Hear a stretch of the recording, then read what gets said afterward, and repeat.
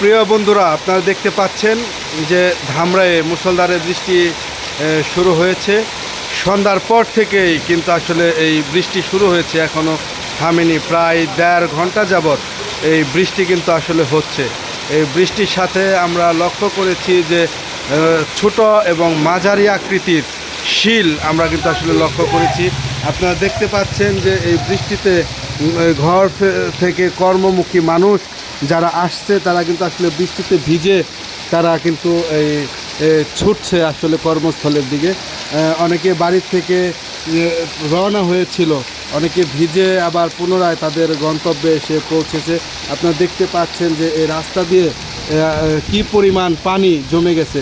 আসলে যে ড্রেনেজ যে ব্যবস্থা, এই যে পানি নিষ্কাশনের যে শুরু লাইনটি আসলে সেটি কিন্তু ভরে গিয়ে ওভার হয়ে গিয়েছে, যে কারণে আসলে পানি নিষ্কাশন হতে একটু দেরি লাগছে।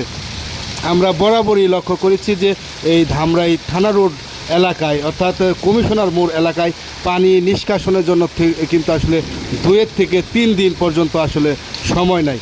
2 থেকে 3 দিন এই এলাকার মানুষজন কিন্তু আসলে একরকম পানিবন্দি জীবনযাপন আসলে করে।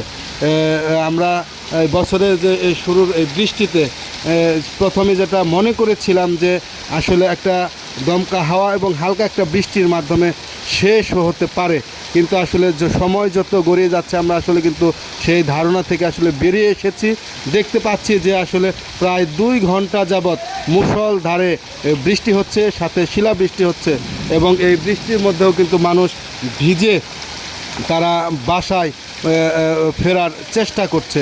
রাস্তা আসলে দেখতে পাচ্ছেন যে যান চলাচলও বন্ধ হয়ে গেছে। আসলে বৃষ্টির পানি জমে যাওয়ার কারণে যে অটো রিক্সা, ব্যাটারি চালিত অটো রিক্সা, সেগুলো কিন্তু আসলে এখন আর চোখে পড়ছে না। কেননা আমরা রিক্সা চালকদের সাথে কথা বলে যেটা জানতে পেরেছি যে এই পানি এই রাস্তাটি ডুবে গিয়ে এই যে রিক্সার যে যন্ত্র সেটিও আসলে পানিতে ডুবে যায়, যার ফলে রিক্সাগুলো নষ্ট হয়ে যায় এবং এই রিক্সার কার্যক্রম আসলে বন্ধ হয়ে যায়, যে কারণে এই বৃষ্টির সময় তারা উঁচু কোনো স্থানে আসলে তারা এই অপেক্ষা করে বৃষ্টি শেষ হওয়া পর্যন্ত।